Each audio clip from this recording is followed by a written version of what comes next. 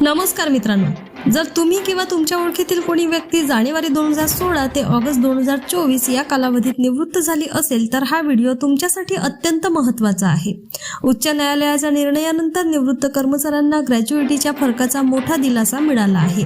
नक्की काय आहे ही बातमी आणि यासाठी काय करावे लागेल हे आपण या व्हिडिओमध्ये सविस्तर पाहणार आहोत, त्यामुळे व्हिडिओ शेवटपर्यंत नक्की पहा। महाराष्ट्र शासनाने ग्रॅज्युइटीची 20 लाख रुपयांची मर्यादा 1 सप्टेंबर 2014 नंतर निवृत्त होणाऱ्या कर्मचाऱ्यांनाच लागू असल्याचा GR काढला होता। याला मुंबई उच्च न्यायालयाच्या नागपूर खंडपीठात आव्हान देण्यात आले होते।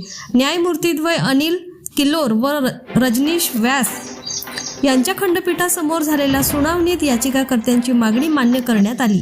त्यामुळे 1 जानेवारी 2016 ते 31 ऑगस्ट 2024 दरम्यान निवृत्त झालेल्या कर्मचाऱ्यांना मोठा दिलासा मिळाला असून यापूर्वी निवृत्त झालेल्या कर्मचाऱ्यांनाही फरकाची रक्कम मिळणार आहे। कर मर्यादा आणि ग्रॅज्युइटीचा नियम सध्या ग्रॅज्युइटीच्या रकमेवरील कर मर्यादा 20 लाख रुपये आहे। किमान 5 वर्षे सलग नोकरी केलेल्यांना निवृत्तीनंतर सरकारी कर्मचाऱ्यांच्या नियमानुसार ही ग्रॅज्युइटी मिळते। पूर्वी केंद्र सरकारने ग्रॅज्युइटी सुधारणा विधेयक 2017 लोकसभेत सादर केले होते आणि 2018 मधील अर्थसंकल्पीय अधिवेशनात ते संमत झाले। ग्रॅज्युइटी ही कर्मचाऱ्यांच्या शेवटच्या मूळ पगारावर आणि महागाई भत्त्यावर आधारित असते। कायद्यानुसार देय असलेली कमाल रक्कम 20 लाख रुपये आहे।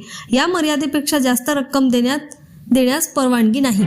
फरकाच्या रकमेसाठी काय करावे लागेल? आता प्रश्न पडतो की फरकाच्या रकमेसाठी कर्मचाऱ्याला काय करावे लागेल? सर्वात आधी कर्मचाऱ्याने आपल्या मूळ आस्थापनेत जाऊन तेथील पेन्शनची फाईल तयार करून AG ऑफिसकडे म्हणजेच महालेखाकार कार्यालय पाठवण्यासाठी संबंधित अधिकाऱ्याशी संपर्क साधावा।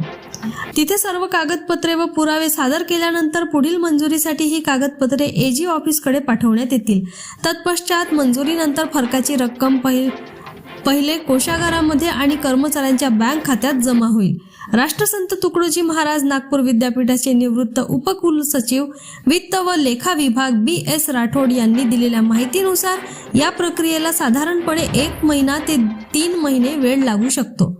तर मित्रांनो, ही माहिती जास्तीत जास्त निवृत्ती कर्मचाऱ्यांपर्यंत नक्की शेअर करा, जेणेकरून त्यांनाही या फरकाचा लाभ घेता येईल।